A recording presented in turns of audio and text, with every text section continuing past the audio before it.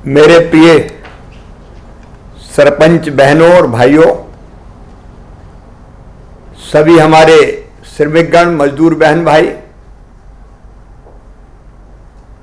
सभी अधिकारी कर्मचारी साथीगण, आप सबको नमस्कार करता हूं, राम राम करता हूं। और जिस दिन से मैं मुख्यमंत्री बना,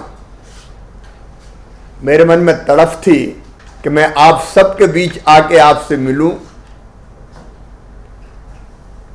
आपसे बिना मिले मैं बेचैन रहता हूं, क्योंकि मेरा तो काम करने की आदत रही है,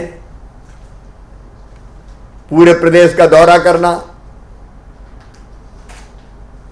भाई बहनों के बीच में जाना, और दूर से मिलने में मजा नहीं आता था मुझे। हाथ मिलाना, गले लगाना, चर्चा बातचीत करना, अपने हाथ से आवेदन लेना और समस्याएं हल करना। लेकिन मैं मुख्यमंत्री बनता उसके पहले ही कोरोना पूरे देश में और मध्य प्रदेश में फैल गया था, और मध्य प्रदेश में भी तत्कालीन सरकार ने कोरोना से निपटने के कोई उपाय नहीं किए थे। 23 तारीख को रात में 9 बजे शपथ ली और रात को 10 बजे यहां के बैठ गया मैं वल्लभ भवन में। और तब से लगातार ये कोशिश रही कि कैसे कोरोना से लड़ाई लड़के जीता जाए। हमारे यशस्वी प्रधानमंत्री श्रीमान नरेंद्र मोदी जी दुनिया के अद्भुत नेता हैं। उन्होंने कोरोना से लड़ाई में जो मार्गदर्शन किया, उसने न केवल भारत को बचाया बल्कि पूरी दुनिया को भी दिशा दिखाई, प्रेरणा दी। और इसलिए अगर वो सारे उपाय न करते, जनता कर्फ्यू से लेकर लॉकडाउन तक, तो आज पता नहीं ये महामारी कितने घरों को तबाह कर जाती। लेकिन कोरोना से लड़ाई कोई एक दिन में नहीं जीती जा सकती। ये लड़ाई लंबी चलने वाली है, लेकिन इस लड़ाई में हमारी जिंदगी के जीने के तरीके बदल गए। अब मैं चाहूं तो आपसे अभी हाथ नहीं मिला सकता, गले नहीं लग सकता।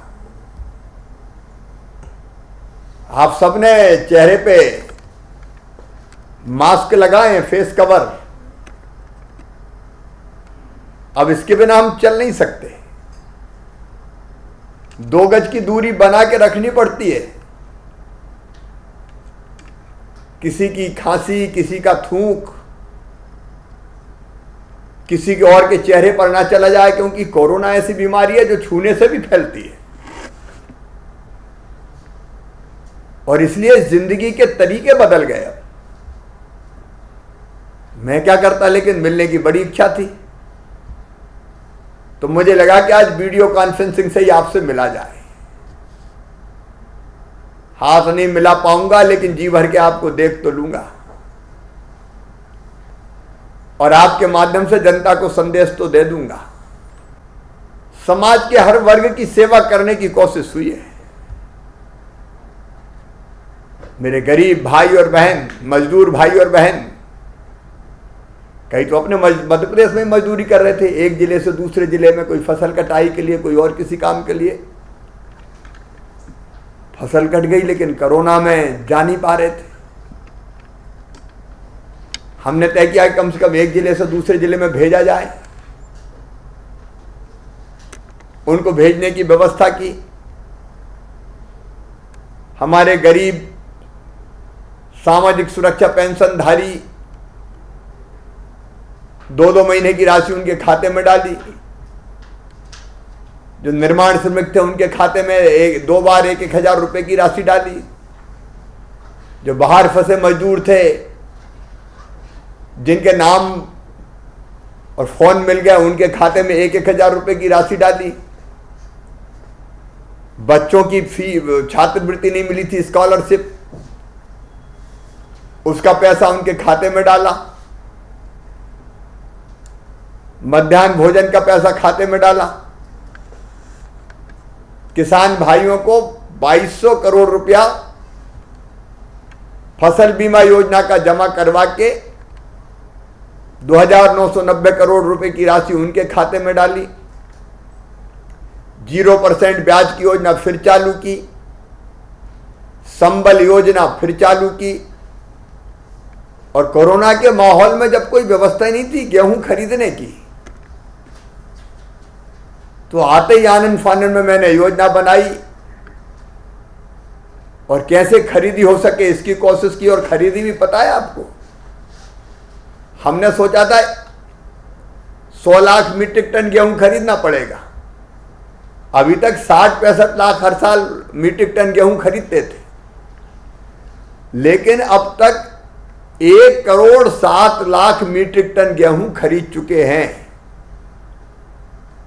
लाइन फिर भी लगी है, व्यवस्था की थी 100 लाख मीट्रिक टन की, 110 लाख मीट्रिक टन हो गया। तो अभी मैं लगातार हम लोग लगे कैसे, कहां बारदाने मिले, कहां बोरे मिले, कहां से व्यवस्था करें, उस कोशिश में लगे ताकि किसान का गेहूं हम खरीद लें। अभी बीच बीच में 3-4 दिन से थोड़ी थोड़ी परेशानी हो रही है, और उसका कारण यह कि 100 लाख मीट्रिक टन की व्यवस्था की थी, 107 लाख मीट्रिक टन तो खरीद चुके, लेकिन तो अभी युद्ध स्तर पर लगे जहां मिल जाए,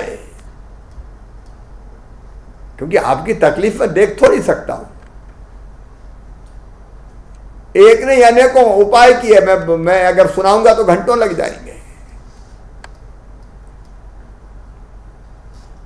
ताकि हमारे किसान, गरीब भाई बहन, माताएं बहनें,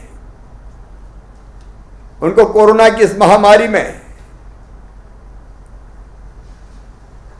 दिक्कत ना हो, जिंदगी उनकी चल सके, जिंदगी की गाड़ी चल सके। एक बड़ी बात यह थी कि हमारे लाखों लाख मजदूर बाहर फंसे थे। अब बाहर फंसे मजदूर, उनकी इच्छा हुई कि घर जाना है, कोई तमिलनाडु में, कोई तेलंगाना में, कोई केरल में, कोई कर्नाटक में, कोई पंजाब में, कोई हरियाणा में, कोई राजस्थान में, कोई गुजरात में, कोई महाराष्ट्र में, कोई गोवा में। हम लोगों ने तय किया कि अपने मजदूर अब वापस लाएंगे। वापस लाने के लिए अगल बगल के राज्यों से तो बसों से लाने की कोशिश की। हजारों बसों से हमारे कई मजदूर वापस लाए हम, और बाद में प्रधानमंत्री जी को धन्यवाद, रेलें चलनी शुरू हुई तो मजदूरों की स्पेशल ट्रेन वो चलवाई, और उन ट्रेनों से अभी तक हमारे मजदूर भाई बहन चले आ रहे हैं। एक तरफ कोरोना से इलाज की व्यवस्था, सिस्टम ही नहीं था, सिस्टम बनाया। टेस्ट नहीं होते थे, टेस्ट करना शुरू किए। कई कोरोना के अस्पताल अलग से बनवाए, वहां इलाज की व्यवस्थाएं हो रही हैं। जितनी जरूरत थी वो पूरी की, और दूसरी तरफ मजदूरों को दिक्कत ना हो इसलिए साधनों की व्यवस्था, और केवल मध्य प्रदेश के मजदूरों के लिए नहीं किया। आपने देखा होगा बीच में सड़कों पर पैदल चले जा रहे हैं लोग, साइकिल से, मोटरसाइकिल से, कोई ऑटो रिक्शा से। अपना प्रदेश तो देश का दिल है, बीच में है। तो ये जितने भी राज्य थे, महाराष्ट्र गुजरात से लेके आंध्र, केरल, तमिलनाडु, तेलंगाना, सब मजदूर मध्य प्रदेश में से होकर गुजर रहे थे। कोई पैदल परेशान था, भोजन, चाय, नाश्ता, पानी, व्यवस्थाएं बन नहीं पाई। हमने युद्ध स्तर पर व्यवस्था की और तय किया कि मध्य प्रदेश की धरती पर कोई मजदूर किसी भी प्रदेश का हो पैदल नहीं चलेगा। आज भी 1000 बसें रोज लग रही है बॉर्डर में। दूसरे प्रदेश के मजदूर भी होते हैं तो मध्य प्रदेश में कहते हैं भैया बस में बैठो, और प्रदेश की सीमा तक, दूसरे प्रदेश में, उत्तर प्रदेश में जाना है तो कहीं झांसी तक, कहीं और दूसरी अलग अलग बॉर्डर तक छोड़ने जाते हैं। और रास्ते में जगह जगह चाय, नाश्ता, भोजन, ठंडा, कई जगह तो जूता चप्पल पहनाने की व्यवस्था भी। ये संकट काल है, इस समय जरूरत है कैसे हम पीड़ित मानवता की सेवा करें। मैं तो इन मजदूरों में ही भगवान को देखता हूं। इनकी सेवा हो गई तो समझो भगवान की पूजा हो गई। और सारे इंतजाम किए। मैं गांव के सरपंचों को भी बधाई देना चाहता हूं। सरपंच, उनकी टीम, पंच, समाज सेवी अपने अपने गांव में सब जुट गए प्रशासनिक अमले के साथ। एक तरफ उनने गांव को कोरोना से बचाने की कोशिश की। मैं सच में ये कहने में मुझे कोई संकोच नहीं कि शहरों से ज्यादा मैंने जागरूकता गांव में देखी। कई ने तो अपने गांव सील कर दिए, भैया ऐसे नहीं घुसोगे, जांच करवाओ, अलग रहो। मैं आपको श्रेय दे रहा हूं, आप लोगों के कारण गांव में कोरोना फैल नहीं पाया। अपवाद स्वरूप है कुछ जगह, और गांव में अगर एक दो को हो भी गया तो गांव पूरा घेर लिया तो ऐसी स्थिति बनी कि और कहीं नहीं फैला। शहरों में ज्यादा फैल गया। इसलिए मैं आपको प्रणाम करता हूं, ग्रामवासियों को, पंच सरपंचों को, सभी को मैं धन्यवाद देता हूं। वैसे सरपंच का आज मतलब भी आपको बताता हूं। इसमें 4 शब्द है, सा, रा, पा और चा, सरपंच। सा का मतलब है समानदर्शी, सबको एक समान देखने वाला, सबको बराबर मानने वाला और बराबर मान के सबकी सेवा करने वाला। रा का मतलब है रत्न। अब गांव में कितने जितने काम करवाने हैं उसकी धुरी कौन है? सरपंच, पंच, टीम। तो हमारे लिए तो राज्य सरकार के लिए रत्न की तरह है। आज भी जितने काम करवाते हैं पंचायतों के माध्यम से, जिसका मुखिया सरपंच होता तो वो रत्न भी है। और पा का मतलब है परिश्रमी, मेहनती। मनरेगा के काम चल रहे हैं तो खड़ा है, बाहर से मजदूर आ रहे हैं तो खड़ा है, भोजन पानी की व्यवस्था करना है तो खड़ा है, अधिकारी कर्मचारियों की टीम आई तो खड़ा है। तो दिन रात परिश्रम करने वाला। और चा का मतलब है चौकीदार, मतलब चौकसी करने वाला। प्रधानमंत्री ने भी अपने आप को चौकीदार कहा, कहीं गड़बड़ नहीं हो जाए, सबको हक और अधिकार मिले, और जो आ रही है ये सामग्री और सुविधा उसका वितरण ठीक से हो। तो उसका मतलब होता है चौकीदार। ये सरपंच है, आप महत्वपूर्ण धुरी है,